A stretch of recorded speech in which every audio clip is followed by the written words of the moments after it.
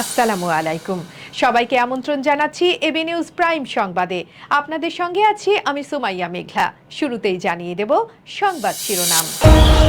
অগ্নিগিরির মতো ক্ষোভের ঝড়, হঠাৎ সিদ্ধান্তের প্রতিবাদে শিক্ষার্থীদের তাণ্ডব। বিমান বিধ্বস্তের আহতদের উন্নত চিকিৎসা, আধুনিক কেবিনে স্থানান্তর। চোখের জলে পাইলট তৌকিরকে শেষ বিদায়, স্বজনদের আহাজারি।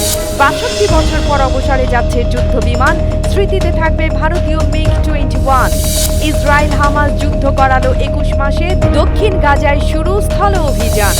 মিরপুরে শোক আর লড়াইয়ের ঝড়, সিরিজ জিততে মরিয়া বাংলাদেশ। দর্শক, এতক্ষণ শুনছিলেন শিরোনাম, এখন বিস্তারিত।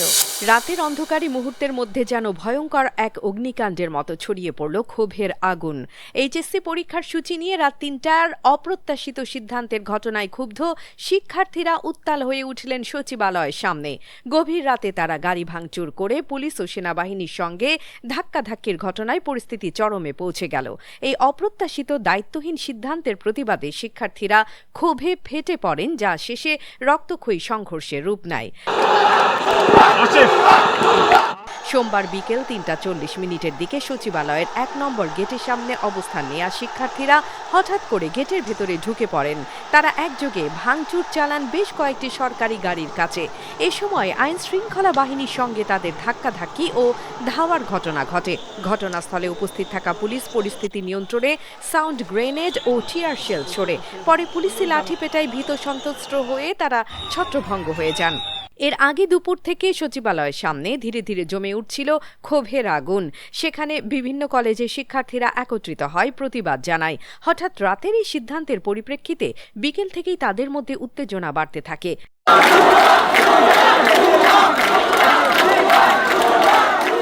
বিমান বিধ্বস্তের দুর্ঘটনায় মাইলস্টোন কলেজের অনেক শিক্ষার্থী নিহত হওয়ার শোক ভারী হয়ে ওঠে। তবে নিহতের এই দুঃখজনক ঘটনায় পরীক্ষাগুলো আগে থেকে স্থগিত হয়নি, বরং হঠাৎ সিদ্ধান্তের অযৌক্তিকতা নিয়ে তারা সোচ্চার হন। বলছেন, এই দায়িত্বহীনতার জন্য তারা শিক্ষা উপদেষ্টা ও সচিবের পদত্যাগ দাবি করেন। এদিকে যুদ্ধবিমান বিধ্বস্ত হওয়ার ঘটনাস্থল পরিদর্শনে গিয়ে শিক্ষার্থীদের বিক্ষোভের মুখে পড়েন আইন উপদেষ্টা আসিফ নজরুল ও শিক্ষা উপদেষ্টা CR আবরার। প্রায় ৪.৫ ঘণ্টা অবরুদ্ধ থাকার পর বিকেল ৩টা ২৬ দিকে তারা ক্যাম্পাস ত্যাগ করেন। গতকাল ক্রাউড ম্যানেজমেন্টের সময় সেনাবাহিনীর কতিপয় সদস্য তোমাদেরকে মারধর করেছে, এই ধরনের অভিযোগ আছে। আমরা সরকারের পক্ষ থেকে এর জন্য দুঃখ প্রকাশ করছি, ক্ষমা চাচ্ছি। তোমরা যে ৬ দফা দাবি জানিয়েছো সেটার সাথে আমরা সম্পূর্ণ একমত।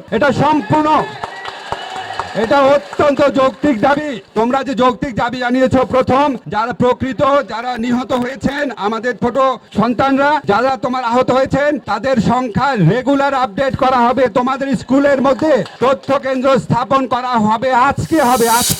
রাজধানীর উত্তরায় মাইলস্টোন কলেজে দুর্ঘটনা জড়িত যুদ্ধ বিমান বিধ্বস্তের ঘটনায় আহতদের জন্য আশার আলো দেখা গেছে।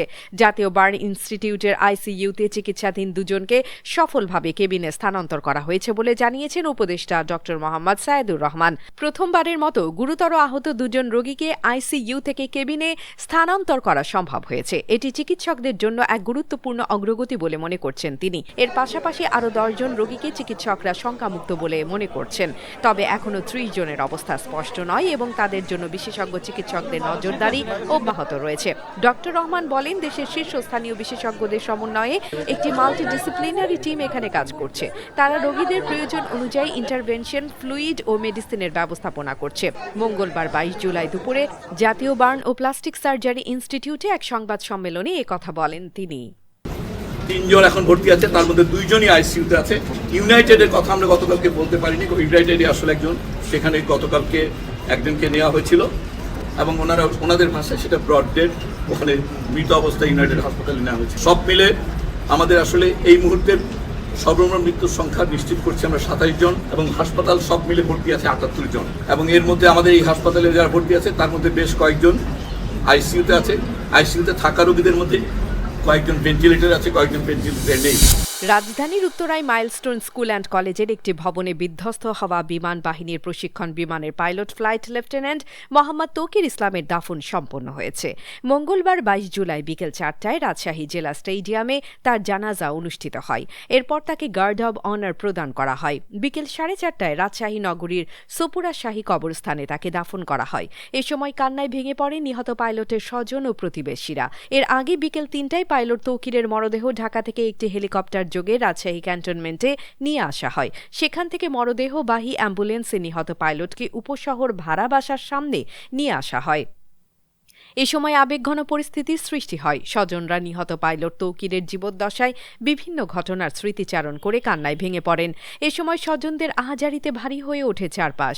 নিহত তৌকিরের গ্রামের বাড়ি চাঁপাইনবাবগঞ্জ জেলার শিবগঞ্জের কানসাটে। তার এমন বিদায়ে পরিবার ও স্বজনদের মধ্যে শোকের ছায়া নেমে এসেছে। ভারতীয় বিমান বাহিনীর ইতিহাসের অন্যতম পুরনো যুদ্ধ বিমান MiG-21 অবশেষে তার দীর্ঘ পরিষেবা জীবন শেষ করে স্থায়ীভাবে অবসরে যাচ্ছে। আগামী সেপ্টেম্বরে চণ্ডীগড়ের একটি বিমান ঘাঁটিতে বিশেষ অনুষ্ঠানের মাধ্যমে এই বিমান বহরকে আনুষ্ঠানিকভাবে বিদায় জানানো হবে, যা ভারতের আকাশসীমায় ৬২ বছর ধরে দায়িত্ব পালন করেছে। ২২ জুলাই ভারতের সংবাদ মাধ্যম দ্য হিন্দু প্রকাশ করেছে ১৯৬৩ সালে যাত্রা শুরু করা এই যুদ্ধ বিমানটি দীর্ঘ সময় ধরে দেশের আকাশ প্রতিরক্ষায় গুরুত্বপূর্ণ ভূমিকা পালন করে আসছিল। ১৯৬৫, ১৯৭১, ১৯৯৯, ২০১৯ সালের মতো গুরুত্বপূর্ণ সামরিক অভিযানে এই যুদ্ধ বিমানটি সক্রিয় ছিল। বিশেষ করে ২০১৯ সালের বালাকোট বিমান হামলার সময় তখনকার উইং কমান্ডার অভিনন্দন বর্তমান এই MiG-21 চালিয়ে পাকিস্তানের মোকাবেলা করেছিলেন, যদিও শেষ পর্যন্ত পাকিস্তান তার বিমান ভূপাতিত করে তাকে আটক করে। এমনকি এই যুদ্ধ বিমানটি বর্তমানে ২৩ নম্বর স্কোয়াড্রনের প্যান্থারাস ইউনিটের অধীনে রয়েছে। তবে সময়ের সঙ্গে সঙ্গে প্রযুক্তিগত দিক থেকে পিছিয়ে পড়ায় সম্প্রতি বেশ কয়েকটি দুর্ঘটনার পর এর ভবিষ্যৎ প্রশ্নের মুখে দাঁড়িয়েছে। দীর্ঘ এই যাত্রাপথের শেষে এটি স্মৃতি হয়ে থাকবে ভারতের আকাশের প্রেরণা ও সাহসের প্রতীক। প্রায় ২ বছর ধরে চলমান ইসরায়েল হামাস যুদ্ধের ইতিহাসে এক নতুন অধ্যায়ের সূচনা হল। সোমবার ২১ জুলাই সকাল থেকে শুরু হওয়া এই অভিযানে ইসরায়েলি সেনা ও ট্যাঙ্করা দক্ষিণ গাজার দেইর আল বালাহ শহরে প্রবেশ করে, যেখানে আগে কখনো এ ধরনের স্থল অভিযান পরিচালিত হয়নি। সিএনএনের প্রতিবেদনে জানানো হয়েছে, ইসরায়েলি ডিফেন্স ফোর্সেস IDF আনুষ্ঠানিকভাবে এ ব্যাপারে কোনো মন্তব্য না করলেও দেশের সেনাবাহিনীর রেডিও জানিয়েছে গোতানি ব্রিগেডের একটি ইউনিট এই অভিযান শুরু করেছে। রাতভর ওই এলাকায় বিমান হামলা ও আর্টিলারি গোলাবর্ষণ চলার পর আজ সকালে এই অভিযান শুরু হয়। প্রাথমিকভাবে এই অভিযানে মাত্র ১ ব্রিগেড অংশ নিচ্ছে বলে জানা গেছে, তবে এটি কয়েক সপ্তাহ চালানো হতে পারে। এর আগে ইসরায়েলি সেনারা দেইর আল বালাহ শহরকে প্রায় ৬ বর্গ কিলোমিটার এলাকা ফাঁকা করতে ফিলিস্তিনিদের নির্দেশ দেয় এবং আশপাশের আকাশে সতর্কবার্তা ছুড়ে দেয়। তবে কোথাও আশ্রয়ের জন্য বিকল্প বা নিরাপদ স্থান বা পথের নির্দেশনা দেয়া হয়নি। ইসরায়েলি সেনা মুখপাত্র জানান, শত্রুদের ক্ষমতা ও সন্ত্রাসী অবকাঠামো ধ্বংসের জন্য এই অভিযান চলছে। এমন এলাকায়ও প্রবেশ করা হচ্ছে যেখানে আগে কখনো অভিযান হয়নি। আজ সন্ধ্যা ৬টায় মিরপুর শেরে বাংলা স্টেডিয়ামে শুরু হয়েছে বাংলাদেশের ও পাকিস্তানের মধ্যকার গুরুত্বপূর্ণ T20 ম্যাচ। তবে এই ম্যাচের পাশাপাশি শোকের বাতাবরণ ছড়িয়ে পড়েছে পুরো মাঠ ও দেশের হৃদয়ে। মর্মান্তিক দুর্ঘটনায় নিহতদের স্মরণে বাংলাদেশ ও পাকিস্তান ক্রিকেটাররা কালো আর্ম ব্যান্ড পরে মাঠে নামেন। বিসিবি আজ সকাল থেকে শুরু করেছে দোয়া ও মিলাদ মাহফিল এবং স্টেডিয়াম সহ সব ভেন্যুতে জাতীয় পতাকা অর্ধনমিত রাখা হয়েছে। খেলার শুরুতে ১ মিনিট নীরবতা পালন করে নিহতদের স্মরণ করা হয়। ম্যাচের মাঝে গান বাজনা বন্ধ থাকছে, যেন এই শোকের মুহূর্তগুলো সম্মান ও শ্রদ্ধায় আচ্ছন্ন থাকে। এদিকে মাঠের লড়াই আজকের দিনটি যেন আরও গৌরবময় হয়ে উঠেছে। প্রথম ম্যাচে ব্যাটিং বিপর্যয়ে পড়া পাকিস্তানকে ৭ উইকেটে হারিয়ে সিরিজে ১-০ এগিয়ে গেছে বাংলাদেশ। জিতলেই এই সিরিজ বাংলাদেশ নিশ্চিত করবে, আর পাকিস্তানের জন্য এই দিনটি টিকে থাকার লড়াই। বিশ্লেষকদের ধারণা, প্রথম ম্যাচের মতোই এই ম্যাচের উইকেট হবে চেনা ও পার্থক্য তৈরির সুযোগ বেশি। বাংলাদেশ একাদশ: তানজিদ হাসান তামিম, নাইম শেখ, লিটন দাস অধিনায়ক, তাওহিদ হৃদয়, শামীম হোসেন পাটোয়ারি, জাকের আলী অনিক, শেখ মেহেদী হাসান, তানজিম হাসান সাকিব, রিশাদ হোসেন, মুস্তাফিজুর রহমান ও শরীফুল ইসলাম। দর্শক, এতক্ষণ আমাদের সঙ্গে থাকার জন্য ধন্যবাদ। সর্বশেষ সংবাদ পেতে ভিজিট করুন আমাদের ওয়েবসাইট www.abnewsinternational.com এ। সেই সঙ্গে নিয়মিত ভিডিও নিউজ পেতে আমাদের ফেসবুক পেজ ও ইউটিউব চ্যানেলে চোখ রাখুন।